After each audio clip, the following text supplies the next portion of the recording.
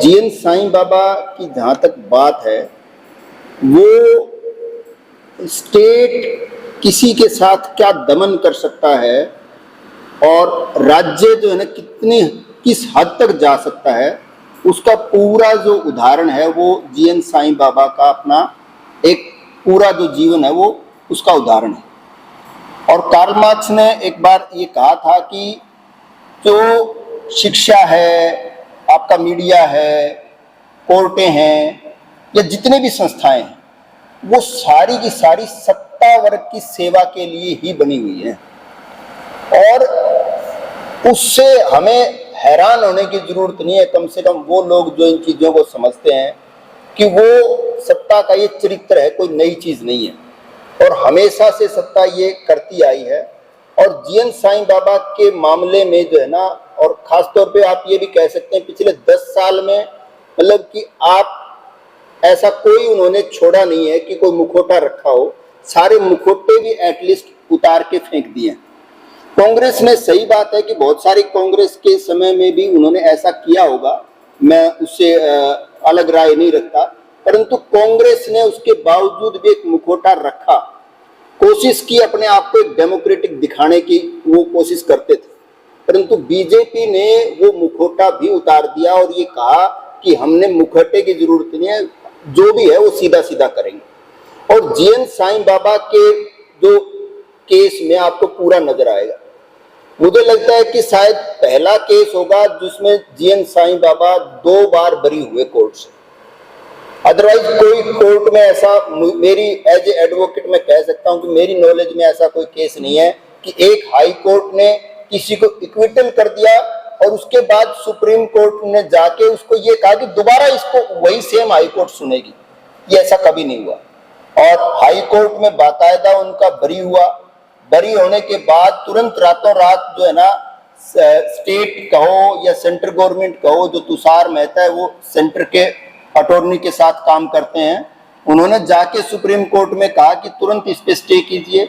और chief justice ने एक ऐसी बेंच को वो मैटर रेफर किया कि जहां से ये पता था कि ये डिसीजन आएगा, और वो उस तरीके से उन्होंने वो कहा कि अब ये दोबारा से उसी महाराष्ट्र की high court, Bombay high court के अंदर ही दूसरी बेंच इसको सुनेगी।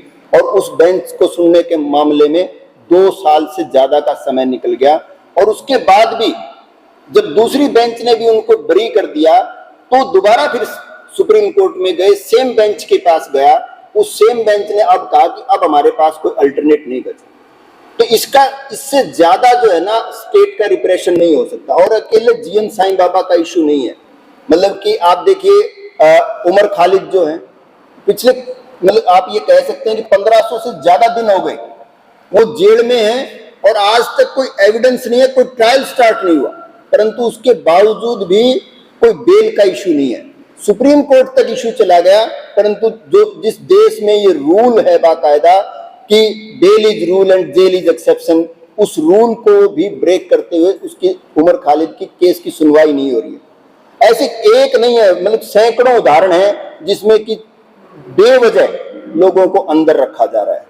तो ये जो चीजें हैं, इस पे बात करना नेचुरली बहुत जरूरी है। और बेशक हम थोड़े लोग आज आए हैं, थोड़े लोग भी अगर बात करेंगे तभी बात आगे बढ़ेगी। और मेरा एक सुझाव जरूर है कि हमें कोशिश ये करनी चाहिए कि जो हमने जो जितनी भी बातें की हैं वो शायद बाहर की करी है, हमारे से दूर डायरेक्ट जुड़े हुए जीवन की शायद हम बातें नहीं कर पाए। कोशिश हम ये करें कि हम जो लोग सामने बैठे हैं, जो लोग हमारे इर्द गिर्द हैं, उनसे हम जीएन साईं बाबा को कैसे जोड़ सकते हैं। इंपॉर्टेंट इशू ये है, हम उससे उमर खालिद की रिहाई को जीएन साईं बाबा के साथ जो रिप्रेशन हुआ उसको हम कैसे जोड़ सकते हैं, सबसे इंपॉर्टेंट हमारे लिए ये। और अदरवाइज तो ये जो है ना एक सेरिमोनियल सा रह जाएगा कि हमने आए, फूल चढ़ाए, काम चले गए। तो मैं ज्यादा बातचीत ना करते हुए आप लोगों ने मुझे बोलने का मौका दिया, और ये जीएन साईं बाबा को मैं श्रद्धांजलि अर्पित करता हूँ। और नेचुरली हम कोशिश करेंगे कि उनके दिखाए रास्ते पे, उनसे हो सकता है पूरी तरीके से हम सहमत हैं ना हैं, उसके बावजूद भी जो उनका एक रिप्रेशन के खिलाफ एक रास्ता था जिसमें वो झुके नहीं, वो डरे नहीं, वो बिके नहीं, उन्होंने सरेंडर नहीं किया, ये इतना भी हमारे लिए काफ़ी है एक ऐसा शख्स था जो सत्ता के हर आंधियों के खिलाफ वो खड़ा रहा। ये सीखने के लिए भी उनसे काफी है। तो मैं